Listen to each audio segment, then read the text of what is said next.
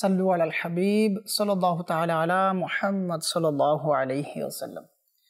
মাদানী চ্যানেলের দর্শক শ্রোতা, আশুরার দিন এমন একটি দিন যেই দিনে শুধু আমরা মানুষরাই নয়, পশু পাখিরাও এর যথোপযুক্ত সম্মান প্রদর্শন করে থাকে।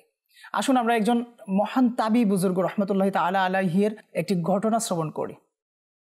একদা তিনি রহমতুল্লাহ তাআলা আলাইহি পরখ করে দেখলেন যে 10ই মুহররমুল হারাম অর্থাৎ আশুরার দিনে পশু পাখিরাও রোজা রাখে। হযরত সাইয়েদনা ফাতাহ বিন শাখরাফ রহমতুল্লাহ তাআলা আলাইহি ইরশাদ করেন যে আমি প্রতিনিয়ত ছোট ছোট পিঁপড়াকে খাবারের রুটিকে টুকরো টুকরো করে প্রদান করতাম।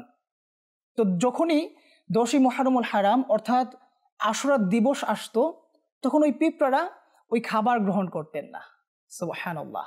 প্রিয় ইসলামী ভাইরা এবং মাদানী চ্যানেলের দর্শক শ্রোতা, যে আমাদেরও উচিত এই 10ই মুহররমুল হারাম অর্থাৎ আশুরা দিনের যথোপযুক্ত সম্মান প্রদর্শন করার।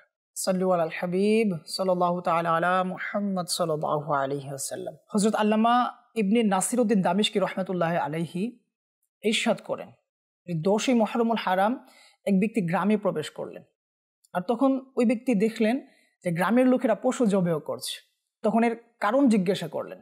উত্তরে গ্রামের লোকেরা বলল, আজ আশুরার দিন বনের পশুরা রোজা রেখেছে। তখন উনি জানতে চাইলেন, আর তখন গ্রামের লোকেরা ওনাকে একটি বনের ভিতরে বাগানের নিকট নিয়ে গেলেন।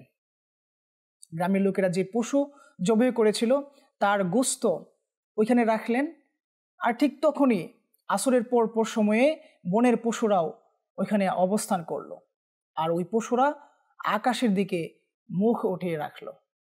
ঠিক যখনই সূর্য অস্ত গেল, তখনই ওই পশুরা ওই গোশতের নিকট ঝাঁপিয়ে পড়লো আর তা আহার করে নিল।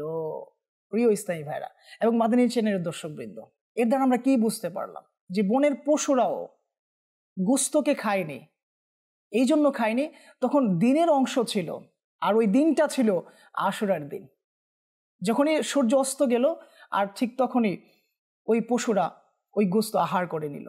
এর দ্বারা আমরা এই শিক্ষা নিতে পারি, আমাদেরও উচিত এই আশুরার দিনে রোজা রাখার। সাল্লু আলাল হাবিব সাল্লাল্লাহু তাআলা আলা মুহাম্মদ সাল্লাল্লাহু আলাইহি ওয়াসাল্লাম।